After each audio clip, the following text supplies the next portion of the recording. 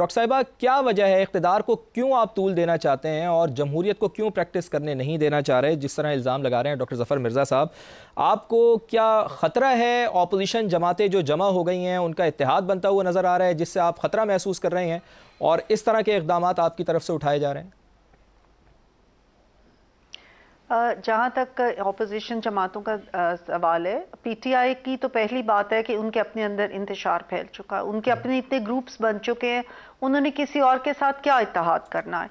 दूसरी बात यह है कि जो एक मेजर फोर्स है मौलाना साहब की जो जमात है उनके साथ, हालांकि वो इसका हिस्सा भी नहीं बने, वो इसमें आए भी नहीं, लेकिन उसके बावजूद पहली ही बात पे इन्होंने कह दिया कि जो 26वीं तरमीम के ऊपर इनकी तरफ से आ गया कि जी हमारे साथ तो कोई मुज़ाकरात ही नहीं हुआ। हालांकि उस वक्त मौलाना ने एक एक शिक के ऊपर इनके साथ मुज़ाकरात किया और इनकी तरफ से गो अहेड लिया। तो वो तो पहले ही इनके दरमियान इस किस्म की दरारें आना शुरू हो गई, वो पता चलना शुरू हो गई हैं। दूसरी बात यह कि जो पाकिस्तान की तारीख के बदतरीन धांधली ज़्यादा इलेक्शन 2018 के थे, ये आरटीएस को बिठा के और ये आए और वन पेजर बने, और वन पेजर बनने के बाद इन्होंने बड़ी खुशी से वो वक्त गुजारा और उसके बाद भी ये यही कहते रहे कि हमने किसी सियासी जमात से बात नहीं करनी, हमने सिर्फ और सिर्फ एस्टैब्लिशमेंट से बात करनी है। तो आज आके इनको ये समझ आ गई है कि जमहूरियत कि हमने इस्तेहकाम चाहिए और हमें आइन की बालादस्ती चाहिए। आइनी तौर पर ही इनके जो प्राइम मिनिस्टर थे वो निकले थे उस वक्त के नो कॉन्फिडेंस वोट के साथ, लेकिन इन्होंने उसको भी नहीं माना। इन्होंने बहुत, जब भी ये खुद इक़्तिदार में नहीं होते तो ये कहते हैं कि इलेक्शन गलत हैं। देखें, अगर इलेक्शंस को बेहतर करना चाहते हैं ये, अगर ये चाहते हैं रिफॉर्म्स हो, तो ये तो फिर सारी जमातों को इकट्ठे बैठ के इस बारे में बात करनी चाहिए, ताकि आइंदा जब 4 साल के बाद इलेक्शन हो तो उसके अंदर अगर कोई चीजें रह गई हैं तो वो बेहतर हो सके। ये वो बातें हैं जो कि इनको करनी चाहिए थी। जब मुज़ाकरात हुकूमत के साथ शुरू किए, पार्लियामेंट का फोरम सुप्रीम फोरम है, उसको क्यों नहीं इस्तेमाल किया? ये तमाम जमातें पार्लियामेंट में भी अपना हिस्सा रखती हैं, ये क्यों नहीं वहां आई? क्यों आके ये सारी बातें उन्होंने वहां पे क्यों नहीं की? चलिए जी, सेनेटर हुमायूं मोमिन साहब, क्यों आप लोग रिफॉर्म्स के ऊपर बात नहीं करते? क्यों आप लोग मुज़ाकरात नहीं करते? क्यों आप लोग इनको टाइम पूरा करने नहीं दे रहे हैं? ज़ाहिर है 5 साल अगर ये हुकूमत निकाल लेती है तो जो इनका दावा है, उन्होंने कहा कि हम आपने एक मुल्क को डिस्टेबलाइज कर दिया था, हम उसको अब स्टेबल कर रहे हैं। अब तो आप क्यों इनको मौका नहीं देना चाहते? और इसके साथ साथ जिन जमातों को आप लेकर चल रहे हैं, यानी अपोजिशन इत्तेहाद बनाने की कोशिश कर रहे हैं, तो क्या आप समझते हैं कि इन जमातों के साथ जो टारगेट आपका है, टारगेट नंबर 1, कि आप कह रहे हैं कि शफाफ और मुनसिफाना इंतखाबात फौरी तौर पर करवाए जाएँ, तो क्या आप अपने टारगेट अचीव कर लेंगे?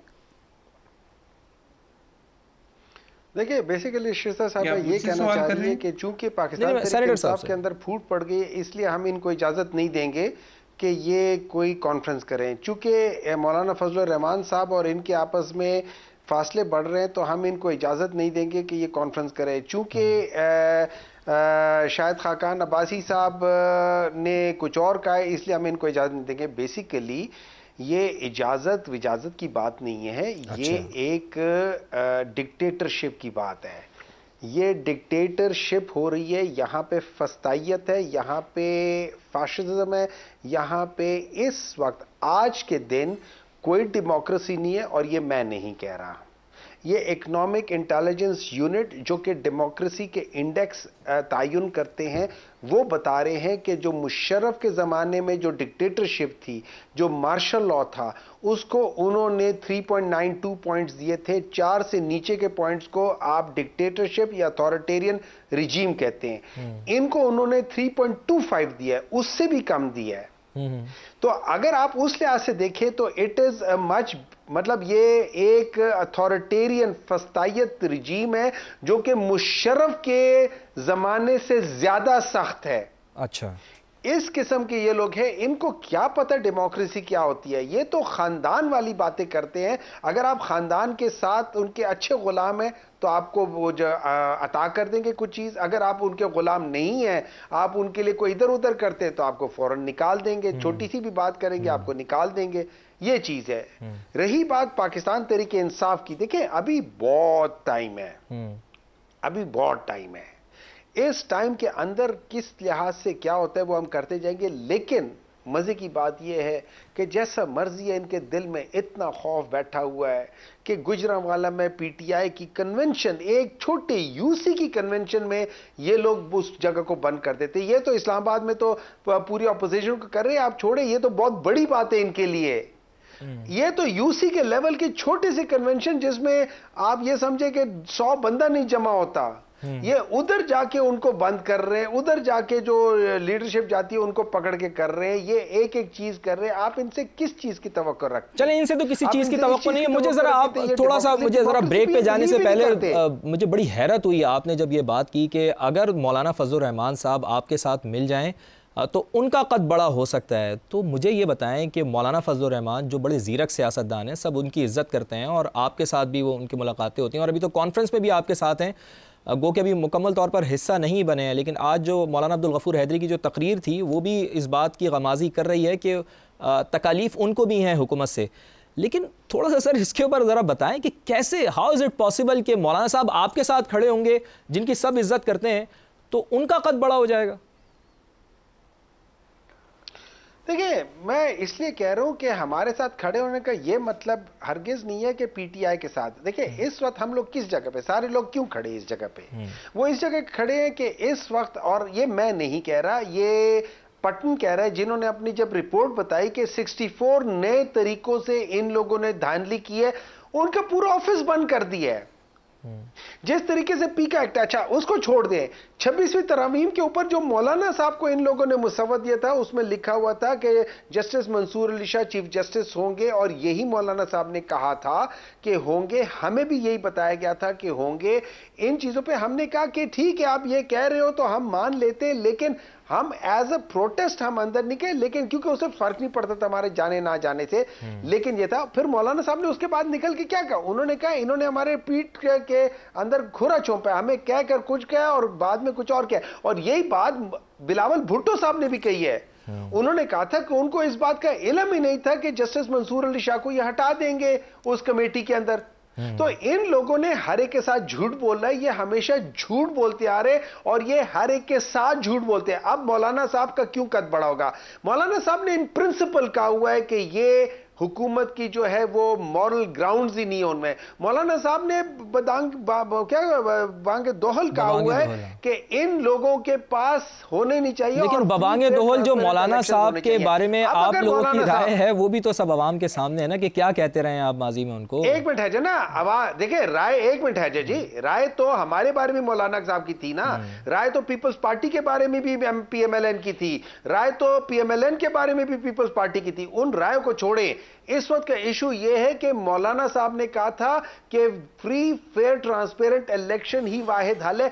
अब अगर मौलाना साहब इससे बैक ट्रैक करेंगे तो मौलाना साहब अपनी क्रेडिबिलिटी खोएंगे।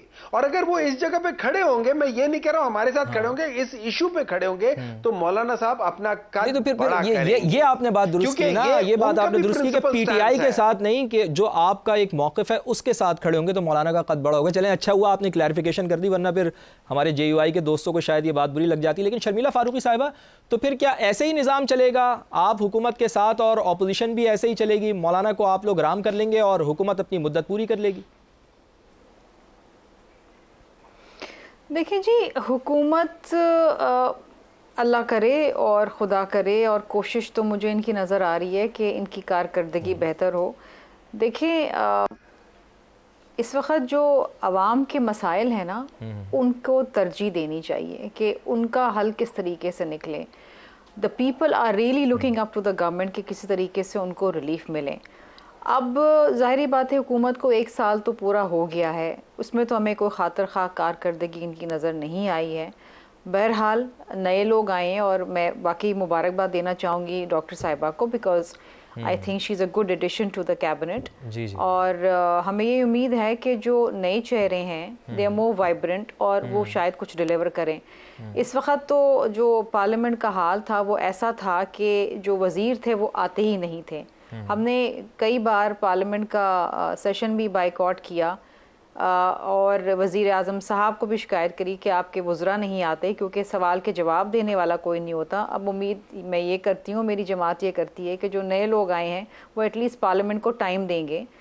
और पार्लियामेंट का जो एक वकार है उसको मेंटेन करने में अपना किरदार अदा करेंगे। जी जी। देखिए, जिस तरह मैंने पहले कहा ना कि इस मुल्क के अंदर कुछ स्ट्रक्चरल चेंजेस की ज़रूरत है, स्ट्रक्चरल रिफॉर्म्स की ज़रूरत है इदारों को, वो जब तक हमें नज़र नहीं आएंगे इस मुल्क के अंदर कहीं भी बेहतरी नहीं आएगी। जहाँ तक ऑपोजिशन का ताल्लुक है, देखिए ऑपोजिशन से आप कुछ एक्सपेक्ट ना करें। मैंने अपनी 16 साल सियासत के अंदर इतनी मायूस कुन और गैर जिम्मेदार ऑपोजिशन आज तक नहीं देखी। इनको कोई सरोकार नहीं है आवाम के मसाइल से, इनको कोई परवाह नहीं है कोई जिए कोई मरे।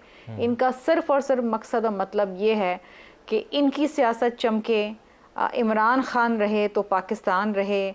इनका सिर्फ मकसद मतलब ये है कि इनके नहीं तो फिर शर्मिला फारूकी साहिबा, जो आज इस्लामाबाद में ऑपोजिशन इत्तेहाद जमा हुआ है, तो फिर आखिर डर खौफ क्या है हुकूमत को? जब आप कह रही हैं कि इतनी कमज़ोर ऑपोजिशन है तो करने दें उनको कॉन्फ्रेंस, फिर क्यों रोड़े अटका रहे हैं उनकी राह में? ये तो हुकूमत जवाब दे सकती है ना, मैं हुकूमत की जानिब से तो जवाब नहीं दे सकती। आप उनको राय तो दे सकती हैं। सिंध में ही आए थे, सिंध में मिले, बैठे, खाया पिया, प्रेस कॉन्फ्रेंस करी, हमने तो कुछ नहीं कहा। हमने कहा है जी बिल्कुल आए। मैं तो ये कहती हूँ कि जितनी रोबस्ट ऑपोजिशन होगी उतनी हुकूमत की कारकर्दगी बेहतर होगी। भाई आपका फर्ज है, आप उनकी इत्तेहादी हैं, जहाँ पर ये लोग गलत काम कर रहे हैं आप अपना तजुर्बा इस्तेमाल करते हुए उनको बताएं कि आप गलत कर रहे हैं। लेकिन मैं इत्तेहादी के बिहाफ पे जवाब तो नहीं दे सकती ना आपको। मेरी इत्तेहादी हुकूमत में वजीर साहिबा बैठी, वो जवाब देंगी इसका। जी चले डॉक्टर साहब, कोई डर खौफ है इनसे। चलिए डॉक्टर साहब, आप मुझे बताइएगा डॉक्टर जफर साहब कि ऑपोजिशन इत्तेहाद में हैं आप लोग, शाहिद खाकान अब्बासी ऑपोजिशन की स्टीयरिंग कमेटी के सरबराह हैं। आपको फ़िलहाल ऑपोजिशन जमातों के अलावा अपनी जमात की तंजीम साजी और उसको मुतहर्रिक करने की ज़रूरत नहीं थी, जो आप ऑपोजिशन को मुतहर्रिक करने के लिए चले गए? जी, असल में बात यह है ना कि आपको एक गिवन कॉन्टेक्स्ट में काम करना होता है। आपको मालूम है कि महमूद खान अचकज़ई साहब ने तहरीक तहफ़्फ़ुज़ आइन तश्कील दी थी और उसके लिए उन्होंने राब्ते शुरू किए, जिस सिलसिले में उन्होंने शाहिद खान अब्बासी से भी राब्ता किया और दीगर सियासी जमातों के जो अकाबरीन हैं उनसे भी राब्ता किया और ये तय पाया कि हम सबको मिल के पाकिस्तान में आइन की बालादस्ती के लिए काम करने की ज़रूरत है। इसलिए कि तमाम अपोजिशन पार्टीज और एक्चुअली टू बी ऑनेस्ट कोई भी सोचने समझने वाला आदमी, पाकिस्तान का सिटीजन आज ये समझता है या समझती है कि पाकिस्तान के अंदर जो पिछला इलेक्शन है वो चोरी शुदा इलेक्शन है। उसमें लोगों का मैंडेट जो है उसको चोरी किया गया है। पाकिस्तान के सब लोग ये जानते हैं कि कौन सी पार्टी जीती थी और किसको फिर जितवाया गया। लिहाजा मैंने जब शुरू में बात की थी कि जब तक हुकूमत की लेजिटिमेसी ना हो, गवर्नमेंट की लेजिटिमेसी ना हो, आप मेहनत जितनी मर्जी करते रहें, लेकिन अगर आप लोगों का मैंडेट के जरिए ही नहीं आए तो आपकी मेहनत का क्या मतलब है? तो इसलिए जब तक आप एक लेजिटिमेट गवर्नमेंट को नहीं लेकर आएंगे उस वक्त तक सियासी इस्तेहकाम नहीं आएगा। सियासी इस्तेहकाम नहीं आएगा तो आपकी मईशत नहीं संभलेगी, आपके जो जितने भी क्राइसिस हैं पाकिस्तान के वो नहीं ठीक होंगे।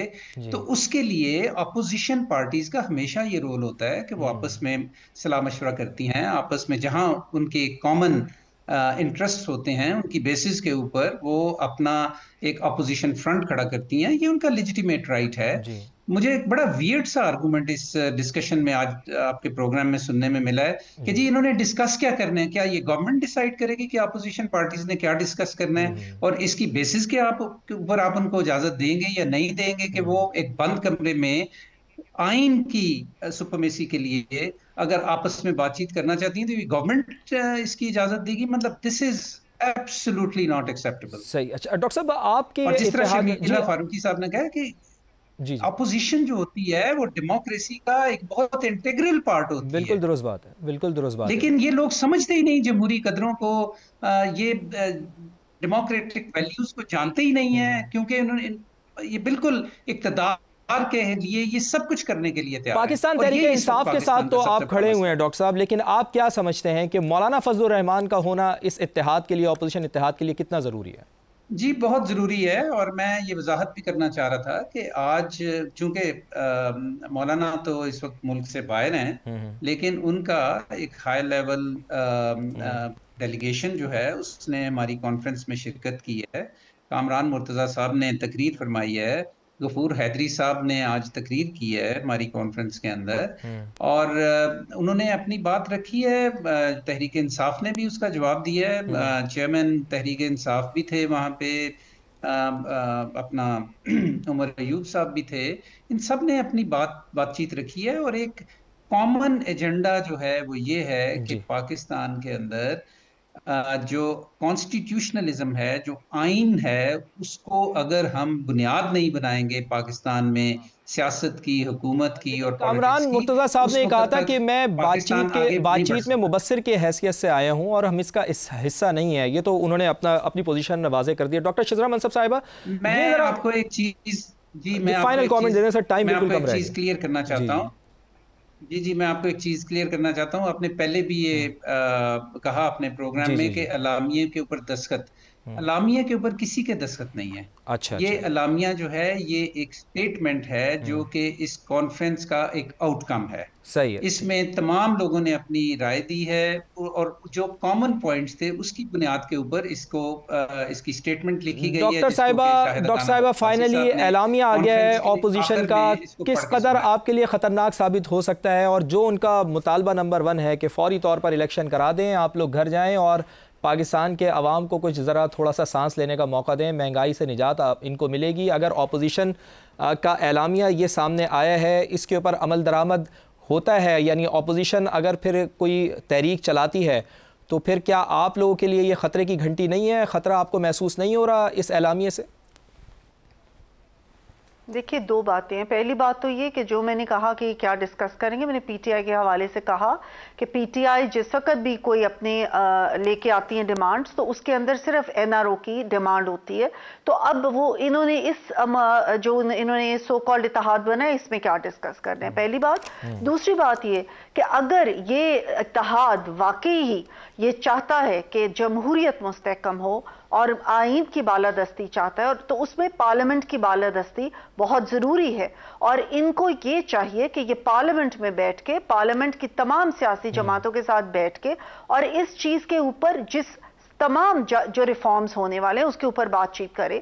और हम गवर्नमेंट भी, हमारी इत्तेहादी जमातें भी, हम तैयार हैं कि हम इन चीज़ों के ऊपर मुज़ाकरात करें ताकि रिफॉर्म्स आए, बेहतरी आए, और आइंदा 4 साल के बाद जो इलेक्शन होगा वो इस तरीके से बेहतर हो, जितना भी बेहतर हो सके, जितना भी अमल बेहतर हो सकता है। आपका आ गया, यानी मसाइल का हल बातचीत के जरिए ही हो सकता है, और बातचीत के लिए वाहिद फोरम जो है वो पार्लियामेंट मौजूद है। पार्लियामेंट में आए, अपने जो आपके ग्रीवियंसेस हैं उसको रखें सामने और वहाँ पर इन मसाइल का हल निकालें।